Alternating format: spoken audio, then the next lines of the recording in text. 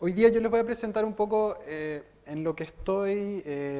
Soy una oficina muy pequeña, muchas veces soy yo solo, me asocio con otros arquitectos con los cuales tengo cierta afinidad y que trabajamos en el tiempo, y estoy un poco como en esta búsqueda de construir, ¿cierto?, una agenda que sea lo más sólida posible. Un poco, eso es como lo que me preocupa hoy día. De alguna manera, los proyectos que van a ver, casi todos son proyectos, de hecho, que están algunos en un estado de ojalá construirse pronto, otros convenciendo al cliente, y hay otros que son concursos, etcétera. La charla de hoy se llama Emotivo Pragmático. De alguna manera, más que un título que es un manifiesto o algo por el estilo, es un poco un anhelo de que la arquitectura que haga, ¿cierto?, un poco tenga estos dos conceptos, ¿cierto?, que son aparentemente un poco antagónicos, pero que entiendo que en la arquitectura con la cual siento afinidad o me gusta al revisar la historia de la arquitectura, estos dos conceptos están juntos. Y es allí cuando encuentro que la arquitectura, ¿cierto?, es un poco mejor. Eh, Les voy a mostrar de alguna manera dos temas un poco que explican esta idea de lo emotivo y lo pragmático, pero antes, esto es una cita de un libro, ¿cierto?, de Philip Ursprung, que de alguna manera explica toda la parte de cómo trabajo, esa parte como más emotiva, que habla un poco de las imágenes. Dice, una imagen es una cierta entidad que es más que aquello que los idealistas llaman representación y menos que aquello que los realistas llaman cosa. Una entidad ubicada a medio camino entre la cosa y la representación. Dice, hoy vivimos un periodo icónico de manera predominante. Los fenómenos son percibidos pictóricamente en contraste con el anterior periodo lingüístico, en el cual los fenómenos fueron fundamentalmente percibidos como textos y leídos en tanto tales. La palabra era vista como la más alta forma de práctica intelectual y la visualidad era concebida como una herramienta de segundo orden que servía principalmente para ilustrar las ideas. Dice, la iconología no trata de explicar el sentido de las imágenes a través de textos, sino más bien intenta distinguirlas de los textos, entenderla como otra forma de conocimiento. Dice, la experiencia visual del conocimiento no puede ser completamente explicada a través de la textualidad. Y un poco, todos mis proyectos y todos los proyectos que intento hacer, ¿cierto?, comienzan de alguna manera con un argumento visual, con una colección o como un atlas de imágenes que los que estuvieron en un taller que hice acá y un poco el seminario que hicimos acá, tenía como este punto de partida también, en el cual a través de estas colecciones de imágenes, ¿cierto?, de tratar de construir este argumento visual, nos tratamos de fijar, ¿cierto?, en todos estos conceptos, en una estrategia, en entender la tradición, ¿cierto?, del lugar, la historia, la cultura, materiales, sistemas constructivos, geometría, etc. A lo que también llamamos de alguna manera, ¿cierto?, datos blandos, que van a teñir, ¿cierto?, la futura obra de arquitectura. Y de alguna manera esto es lo que se encierra en esta idea de lo más emotivo.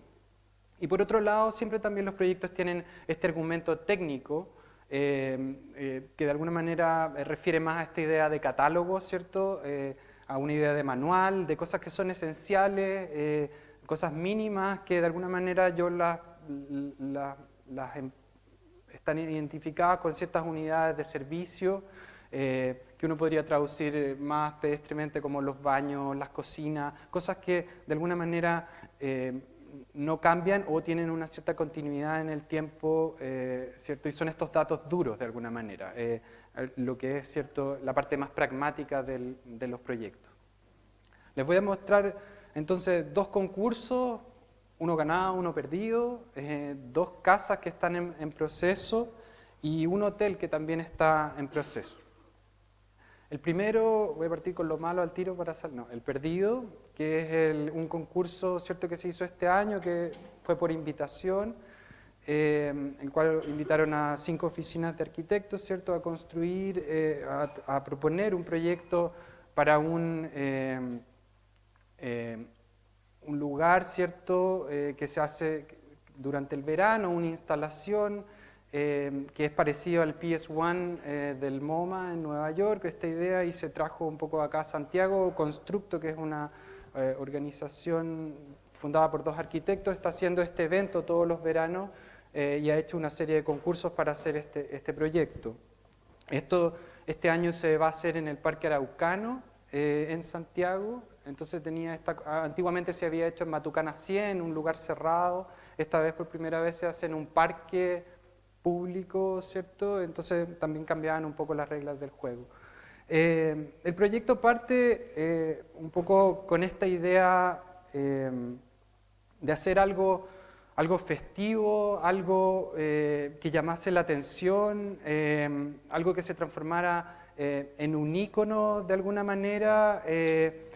Y esta imagen, me crucé con esta imagen, que es la imagen del primer globo aerostático que se hizo en el mundo. Esto es en Francia, y un poco toda la expectación que hay en torno a este objeto, ¿cierto?, a este globo aerostático, y todo lo que ocurre. Un poco lo que más me llama la atención de la imagen tiene que ver un poco con el contraste, ¿cierto?, que hay con este objeto, y un poco esa expectación que genera aparentemente, ¿cierto?, en la imagen.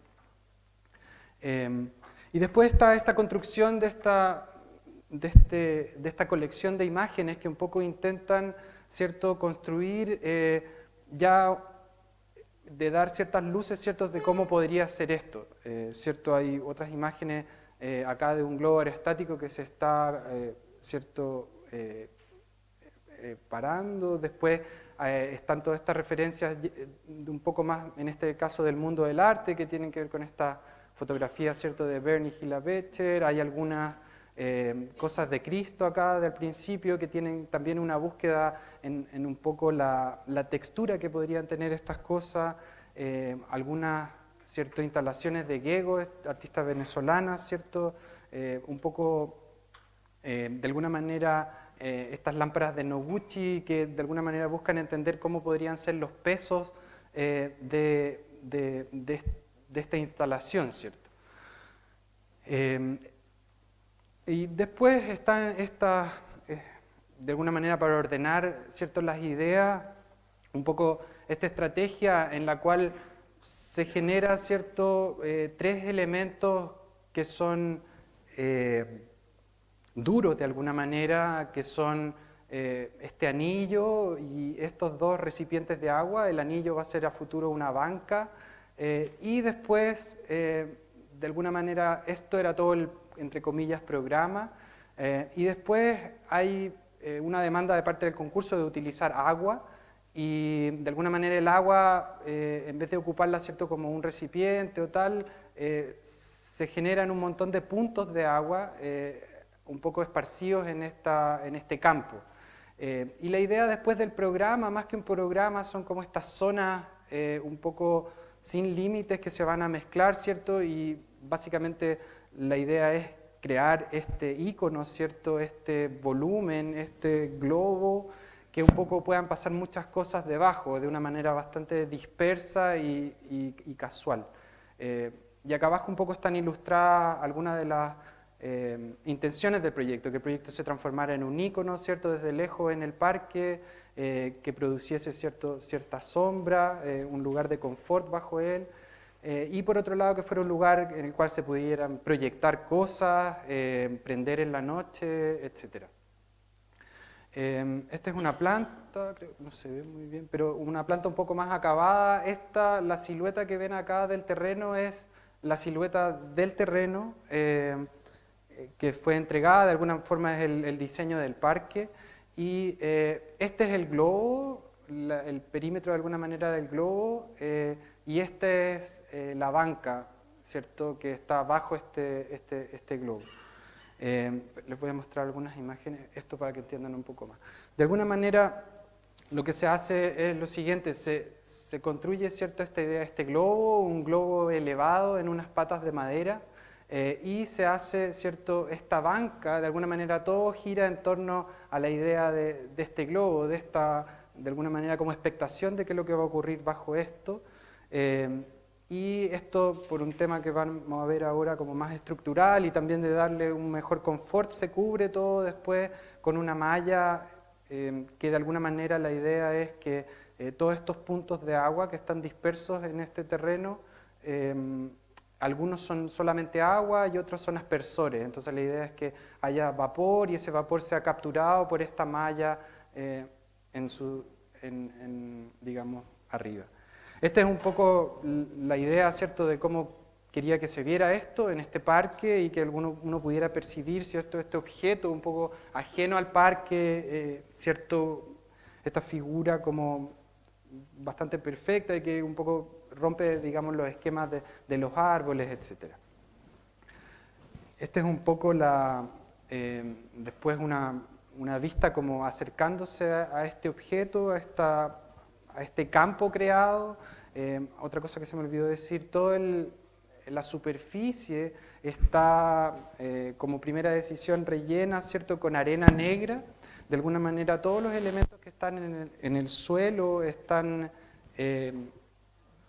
digamos, son elementos más nobles, ¿cierto?, como la arena, la banca de madera, el agua, etc. Y este elemento ajeno es un elemento que está arriba, que uno no puede tocar, ¿cierto? Y acá algunas imágenes de cómo se percibiría esto desde abajo, acercándose, ¿cierto? Cómo podría funcionar en la noche. Lo mismo, otras imágenes del día, ya más próximo al globo, ciertas proyecciones que se podrían hacer en él. Y un poco, este es un poco como una imagen que para mí resume bastante un poco esta cosa como media de expectación, que un poco trata de capturar un poco la primera imagen que vimos del globo aerostático en Francia, ¿cierto? Después, este es otro concurso, un showroom que se hizo el año pasado, ¿cierto?, para el Consejo Nacional de la Cultura y las Artes, bajo el marco de una feria de arte que se llama Chaco, que se hace en la estación Mapocho. De nuevo, se parte con esta colección de imágenes, ¿cierto?, tratando de entender qué es lo que se quiere hacer en este proyecto.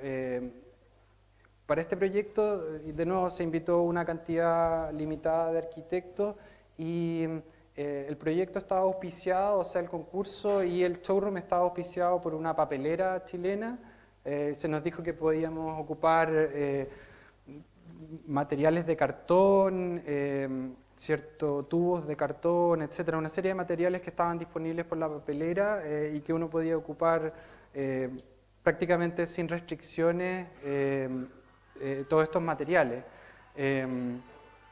por lo cual yo decidí trabajar en un principio con cartón corrugado. Otra de para que entiendan un poco el contexto, esto está en el contexto de esta feria de arte en la estación Mapocho, en la cual se montan unos paneles y básicamente distintas galerías exponen allí. La idea de este showroom del Consejo Nacional, ¿cierto?, era invitar a artistas emergentes y mostrar su trabajo en este pequeño espacio y estar allí junto como con todas las galerías, ¿cierto?, mostrándoles en la estación Mapocho. Pero además querían que los artistas expusieran sus trabajos allí de manera, ¿cierto?, presencial y tal. Entonces había que crearles un espacio como dentro de esta gran nave que es la estación Mapocho, ¿cierto? Darle como cierta intimidad. Entonces, lo que se decidió hacer fue, de alguna manera, de nuevo en esta idea, siempre hay como una idea al principio de tratar de definir como cuál van a ser los pesos, de alguna manera, del proyecto. En este caso, tal vez contrario al otro, se intentó, o sea, se pensó en hacer un proyecto que fuera bastante pesado, que pudiera lograr una interioridad, ¿cierto? Y que estuviera constituido por muchas partes, por muchos bloques. Por lo que se pensó en esta idea de bloques y que eran bloques que estaban construidos de cartón corrugado y con ciertos amarrados y apilados entre sí. Entonces, estas son unas imágenes del concurso, es cierto, en el cual, lo voy a pasar rápido porque les voy a contar algo que pasó en el proceso. De alguna manera son todos estos fardos o bloques de cartón que eran apilados, ¿cierto?, que producían esta interioridad, y allí, ¿cierto?, los artistas emergentes iban a poder exponer, ¿cierto?, sus trabajos, etcétera, dentro de esta muestra mayor. Gané el concurso y en la primera reunión después de esto me dicen que la papelera, ¿cierto?, ya no va como auspiciador, por lo tanto el presupuesto ilimitado o todo el material que iban a dar, que en este caso eran todas estas planchas de cartón corrugado y cartón panal, no existen. El día que gano el concurso, ¿cierto?, a la semana, no sé qué, me llaman y me dicen, ¿sabes qué? No, tuvimos un problema y ellos no van a donar finalmente nada del material. Entonces, rápidamente hicimos como un cálculo de cuánto valía esto y valía, no era poco, era alrededor de 2 millones o 2 millones y medio solamente en cartón. Entonces, y nadie, el Consejo Nacional de la Cultura y las Artes no tenía esa plata. Yo tampoco tenía esa plata para donarla, entonces rápidamente tuvimos que pensar en cómo sacábamos esto adelante, porque más encima estábamos como contra el tiempo.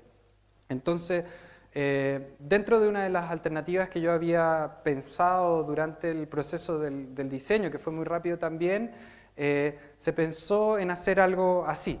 De alguna manera esto ya no iban a ser estos fardos de cartones apilados, que estaban construidos sólidos, sino que una alternativa en un principio era que fueran cajas solamente, cajas de cartón, las cuales igual estaban apiladas, pero de alguna manera tenía otra textura, ¿cierto? Pero igual de alguna manera cumplía con el objetivo. Entonces finalmente esto valía 200.000 pesos contra los 2.500.000 que salía lo otro. Y esto finalmente lo financiamos entre la persona que estaba encargada en el Consejo Nacional como de su bolsillo y yo, que era algo más, digamos, probable, o sea, era más asequible en ambos lados, porque a ella le interesaba sacar el proyecto por de alguna manera salvar su puesto en ese momento, y a mí me interesaba ejecutar el proyecto. Entonces llegamos un poco a esta solución. La planta se tuvo que modificar un poco en función de las demandas, ¿cierto?, estructurales que ahora no se podían hacer con este sistema, pero básicamente se hizo lo mismo, se definió ese perímetro y se dejó abierto todo un frente, ¿cierto?, para producir de alguna manera esa misma interioridad. Entonces así es como quedó esto finalmente. También ellos cambiaron en el transcurso la forma de exponer, en un momento querían llevar cosas, finalmente decidieron montar una pantalla, que en realidad son 9 pantallas, ¿cierto?, que armaban una pantalla más grande, y mostraron todo el trabajo, todas las exposiciones en esta pantalla. Entonces, finalmente el proyecto funcionó en el contexto de la feria bastante bien. Ellos estaban bastante felices porque habían logrado esta interioridad que querían dentro de esta nave gigante que era la estación Mapocho. La verdad funcionó bastante bien, acústicamente funcionaba muy bien también dentro de esta nave gigante que es la estación.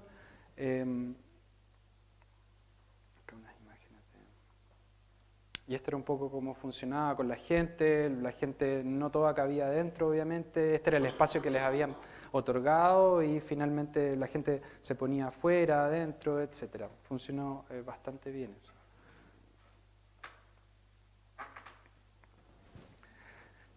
Ahora les voy a mostrar dos casas, ¿cierto? Una casa que parte con un poco estas imágenes, de alguna manera el cliente llega si bien no llegó con esta imagen, con esta esfera, ¿cierto?, sí llegó con una idea de hacer algo de geometría sumamente sencillas y primaria. O sea, llegó con esta idea de hacer una casa que ojalá fuera un hexágono, un pentágono, que tuviera esa condición como prismática, por temas, digamos, de que él sentía cierta afinidad con eso. A mí en un principio como que nos tocó, ¿cierto?, esta idea de tener que hacer algo forzadamente con esa geometría y tal, y de alguna manera le mostré, digamos, que habían, partiendo desde esa base, ¿cierto?, uno podía generar una serie de otras geometrías que tal vez eran un poco más complejas, pero que de alguna manera siempre iban a tener una referencia a esta idea que él quería. Estos son algunos estudios, ¿cierto?, de Sol Levitt, de esta idea de cómo deformar el cubo, ¿cierto?, pero aún teniendo esta referencia al cubo, y esto es un estudio, digamos, una escultura de Donald Judd. Entonces, de alguna manera, sí siempre tratamos de partir de geometrías básicas y primarias. En este caso, la planta de la casa era casi un cuadrado perfecto, ¿cierto? Y la casa está, ¿cierto?, en una pendiente, al borde de una pendiente, en la cual el norte está a este lado, o sea, si vamos a la de atrás, el norte está acá y el sur está acá, y son esos terrenos que están como un poco al revés, en el sentido que la vista está hacia el sur ¿cierto? Y el peor lugar está hacia el norte, etc. Entonces, de alguna manera la casa se sitúa en esa frontera, ¿cierto?, donde la pendiente cambia del plano a la pendiente, un poco así, y la casa un poco absorbe, ¿cierto?, el volumen, absorbe, ¿cierto?, esos cambios de pendiente, y todas las decisiones después con respecto al techo y a su geometría un poco tienen que ver con lo siguiente, tienen que ver con que si bien la casa mira hacia el sur, ¿cierto?, que es donde está la vista, tenía que de alguna manera, ¿cierto?, tener un cierto confort lumínico y un cierto confort de calor la casa, por lo cual se levanta este techo acá, ¿cierto?, y por dentro hay un patio acá que recibe la luz, y de alguna manera ese patio es el que distribuye toda la luz a la casa, de alguna manera. La idea un poco de que siempre era tener este volumen. Esta casa está como en la cordillera, como a media hora de Pucón, y un poco tener esta idea ¿cierto?, de un volumen que un poco no se abre al paisaje tan transparente, sino que uno a través de momentos, ¿cierto?, ve el paisaje que se enmarca. Ahora van a ver. De alguna manera, este es el espacio principal, el living, comedor, cocina, o el espacio principal de la casa, que la luz llega, ¿cierto?, desde este lado, donde está este patio. Ese es un poco el patio. Esta es un poco una vista desde el otro lado, desde la cocina, mirando hasta este mismo espacio, con este patio acá. Y un poco estas son algunas imágenes de cómo se percibe este volumen, ¿cierto?, en el paisaje, tratando de mantener siempre esta idea que tenía el cliente de que fuera un objeto en el paisaje, una cosa prismática, pero de alguna manera él finalmente entendió que no podía ser una forma, o sea, nuestra idea era que si bien él quería una cosa que refiriera a ciertas geometrías cierto, básicas o primarias, esto de alguna manera se tenía que deformar al llegar al lugar, ¿cierto? Después está esta casa que se llama Casa N, que comienza con esta serie de imágenes, de alguna manera, de nuevo esta idea de cómo van a ser los pesos dentro de la casa, ¿cierto? Con esta foto de esta capilla de Leverett, que tiene este techo de albañilería que está soportado por una estructura metálica. Siempre he encontrado fascinante ese proyecto y esta idea de soportar, ¿cierto?, un techo de mucho peso con una estructura metálica, como que está de alguna manera apuntalado. Después estaban que un poco estas casas de Shinohara, ¿cierto?, también tienen un poco esta espacialidad o esta intención de alguna manera desnudar esa estructura. Después este es el loft de Donald Judd en Nueva York, que de alguna manera tiene como imagen lo que describe es un estilo de vida, una forma de vivir finalmente, más que aparte de una planta libre, un espacio, pero es toda una filosofía de vida finalmente. Una casa en planta muy sencilla, que es este rectángulo, en el cual se trata de despejar lo más posible todo el espacio y dejar en sus bordes, ¿cierto?, estos programas, o sea, esta parte dura que yo hacía referencia al principio de la arquitectura, que son la cocina de alguna manera que está como predefinida y los baños. Y todo entre esas dos cosas es lo que un poco aporta, digamos, las demandas del cliente, el lugar y un poco esta cosa como más emotiva que se quiere lograr. Esa es un poco la elevación de la casa, una casa que se cierra hacia un lado y se abre hacia el otro lado, y que en una planta muy sencilla trata de generar, ¿cierto?, estos tres ambientes, un ambiente del dormitorio y un ambiente de estar y el ambiente de la cocina junto con el comedor. También se produce una relación interior-exterior, ¿cierto?, que en algunos momentos la casa se va a abrir completamente esto y hay una relación bien interesante que también siempre es algo que se busca como definir claramente. Esos son un poco los cortes y esa es un poco la espacialidad que se trata de buscar, ¿cierto? Un poco esta estructura, esta como cáscara de hormigón, ¿cierto? Y esta estructura, de alguna manera, que apuntala, ¿cierto?, esta piel de hormigón, casi como a quien apuntala, ¿cierto?, una ruina. De alguna manera esa también era un poco la idea, que este cuerpo de hormigón se viera lo más rústico, ¿cierto?, posible, lo más crudo posible, y esta estructura metálica nos diera la posibilidad, ¿cierto?, de abrir todo este frente al paisaje. Es un poco como un corte de cómo queda esto, casi como una tela, ¿cierto?, que está puesta encima, apuntalada con esta estructura. Y este es un proyecto en el cual estoy trabajando ahora, está en un estado de anteproyecto, un poco más que eso. Un hotel en Copiapó, en el cual tenemos un cliente bastante excepcional. Este proyecto lo estoy haciendo junto con Juan Carlos López, que me está ayudando.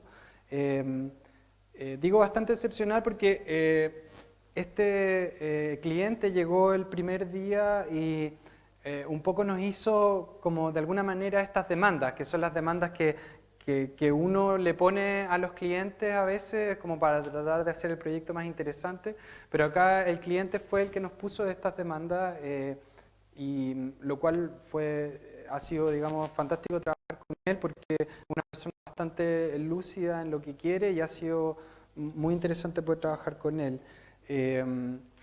Él nos pidió básicamente, bueno, este proyecto está en Copiapó, de alguna manera tiene que hacerse cargo de eso, tiene que hacerse cargo de esa herencia cultural que hay allí y hacerse cargo de esa herencia cultural y arquitectónica del lugar. Por otro lado, tiene que ser un proyecto que tenga un bajo impacto medioambiental, de alguna manera tiene que tener incorporada esa variable, ¿cierto? Y esto era lo que más le preocupaba a él por un tema de costo. Tenía que ser de alguna manera una construcción modular, de alguna manera tenía que tener esa variable, un poco lo que hablábamos el otro día, la mano de obra en el norte está extremadamente cara, ¿cierto? Hay una demanda muy alta de las mineras por la mano de obra, muchas obras empiezan y llegan las mineras, se llevan a los trabajadores, entonces había que tratar de despejar esa variable y tratar de hacer el tema de mano de obra, tratar de hacerlo ojalá fuera de la región y tratar de montarlo allá, hacer lo mínimo posible en la región. Entonces, de alguna manera hay aquí algunas imágenes que puedan de capturar, de construir este ambiente visual, ¿cierto? Con imágenes del norte para tratar de intentar ver lo que vamos a hacer. Y de alguna manera nos dan ciertos lineamientos de qué materiales usar, ¿cierto? Qué espacios, cuál es la herencia final, ¿cierto? esta herencia arquitectónica. Y estas son algunas imágenes que no son propiamente tal del norte de Chile, pero de alguna manera refieren a asentamientos en el desierto y de alguna manera tienen aciertos que nos parecían interesantes, como de alguna manera este asentamiento amurallado aquí, donde hay una especie de oasis, ¿cierto?, etc. Con respecto al tema medioambiental, le dimos hartas vueltas al tema, ¿cierto?, y encontramos este diagrama de Stephen Belling, él es socio de Norman Foster, o sea, es senior architect en la oficina de Norman Foster, y él tenía este diagrama que un poco hablaba, ¿cierto?, de que básicamente hay tres temas con los cuales se define, ¿cierto?, la performance medioambiental de un edificio, ¿cierto? Están los sistemas activos, los sistemas pasivos, ¿cierto?, y la forma arquitectónica.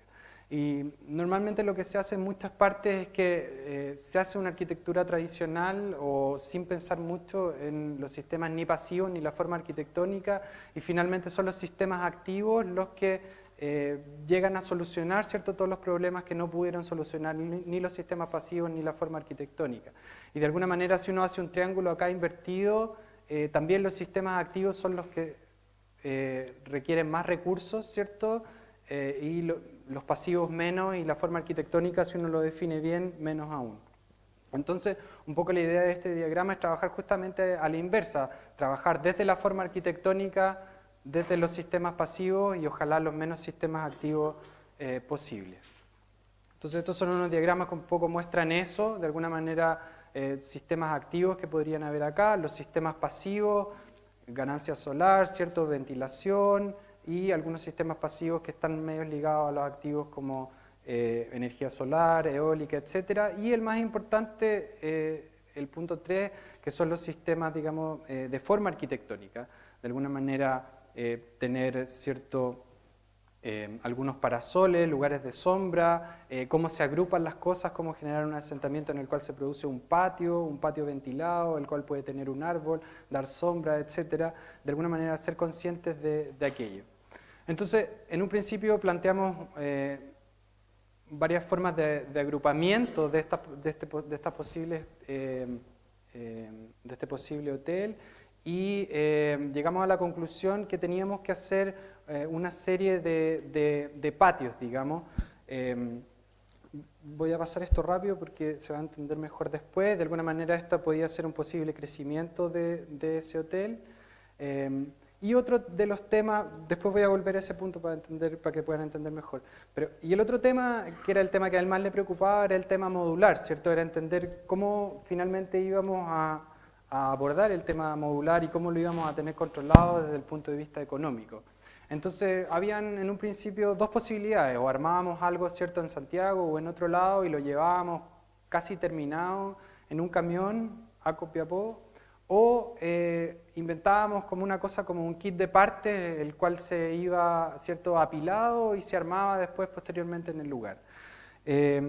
Finalmente llegamos a una solución que es una especie de híbrido entre los dos, en el cual se van a prefabricar algunas partes del hotel, que son las partes más duras, es decir, todos los baños de las piezas, y la otra parte se va a montar in situ en el lugar con materiales también modulares, etc. Entonces, finalmente, no descartamos ni una ni la otra, sino que es una cosa que va a funcionar un poco mezclado, utilizando también algunos containers. Ahora lo vamos a ver. Esta es un poco una imagen aérea de ese primer esquema que veíamos, de cómo se disponen. Básicamente lo que se desarrolló fue un módulo de habitaciones y un módulo de administración, en base a un módulo inicial que ya vamos a ver, y el cual podía replicarse, ¿cierto?, varias veces. De alguna manera eso es como se ve la planta después en el lugar, pero quiero llegar un poco a esto. Esta es la planta de la unidad base. De alguna manera, lo que se hace es se utiliza un container de 20 pies, el cual se divide en dos y se hacen básicamente dos baños. el cual un baño sirve a una pieza y un baño sirve a otra pieza. Y otro de estos containers después se va a poner, ¿cierto? Otro de estos módulos completos después se va a poner al otro lado y así va a ir, ¿cierto?, construyendo este anillo mayor que veíamos, este cuadrado. Entonces, eso por un lado. Entonces, esta fue la unidad mínima que se diseñó, la cual, voy a volver un poco atrás, un poco la idea del hotel en términos generales, aparte, es diseñar estos patios de alguna manera, esta transición que va a tener el pasajero desde que llega, ¿cierto?, al hotel, atraviesa uno de estos patios, sigue hacia una de las habitaciones, llega a otro patio más privado y de ahí finalmente entra a su habitación, la cual también uno entra a través de un patio privado y después posteriormente entra a la habitación y finalmente tiene una terraza acá adelante. Esa es la unidad básica también, un poco para entender cómo está hecha, donde el container, ¿cierto?, está acá en el centro y todas las otras cosas se construyen hacia en el borde, digamos, del container. Estas son un poco las partes, ¿cierto?, las piezas de esto, donde acá abajo está la unidad básica, que es ese container que tiene construido esos dos ciertos baños. Estas son un poco todas las instalaciones que tiene también esa unidad esencial, la cual tiene paneles solares en el techo y un estanque de agua. Y esto es un poco para poder visualizar de alguna manera las unidades. Todos los que están en blanco son los containers y entre containers es donde están las piezas. Este es un corte, ¿cierto?, por la habitación, en el cual el container está acá al fondo y este es el espacio de la pieza. Este es el patio por el cual uno entra a la pieza, que es un patio privado que está abierto al cielo, y después uno entra a la pieza y está este patio acá, terraza, que mira la vista y está protegido por el sol. Esta es la unidad entonces básica de las piezas, en la cual aquí podemos ver la unidad del container y las piezas. Uno entra a estos volúmenes mayores desde ambos lados, donde está este patio. Acá se generan dos terrazas de estar para los ciertos pasajeros del hotel y cada uno tiene su patio, ¿cierto?, privado acá y una terraza que mira a la vista. Este es el volumen de administración, de alguna manera, que sigue la misma lógica que el otro. Se está construido exactamente con los mismos containers y se utiliza el espacio entre los containers para generar todos los programas necesarios. En este caso uno entra y esto, ¿cierto?, es la administración, el lobby del hotel, y al otro lado se hace todo el restaurante. Estas son unas salas de reuniones, ¿cierto?, los baños, un bar y acá algunas acomodaciones más técnicas del hotel. Este es una especie de collage que se hizo para tratar de entender cómo podían ser las habitaciones, cuáles iban a ser los colores, de alguna manera, del hotel. Estas son otras vistas donde podemos ver, digamos, el volumen de administración y el volumen de las piezas, que está replicado en este caso 3 veces, creando estos patios entre los volúmenes. Y este es un volumen que de alguna manera hicimos que se puede hacer o no, que es un volumen que contiene una piscina. Esa es un poco la vista que uno tendría llegando al hotel. De alguna manera se quiso hacer este contraste, ¿cierto?, entre el volumen principal con un revestimiento de cobre, un volumen pesado, y estos otros volúmenes, ¿cierto?, que están revestidos en madera. Esta es un poco la vista llegando al hotel, en el lobby, y un poco mirando ese patio con el restaurante al fondo. Un poco la vista de lo que sería el restaurante. Estos espacios que se crean entre los volúmenes. Un poco mirando de vuelta al espacio Esta es un poco la terraza que se genera en los volúmenes de las piezas. Un poco de alguna manera esta transición que hay de espacio, de patios, entre, ¿cierto? Desde que uno llega al hotel hasta que llega finalmente a su pieza. Tratamos de hacer eso lo más, que el pasajero se descomprimiera hasta llegar, ¿cierto? a la pieza. De ahí un poco la vista que tendría esto desde fuera, lo de las piezas. Un poco ahí la pieza.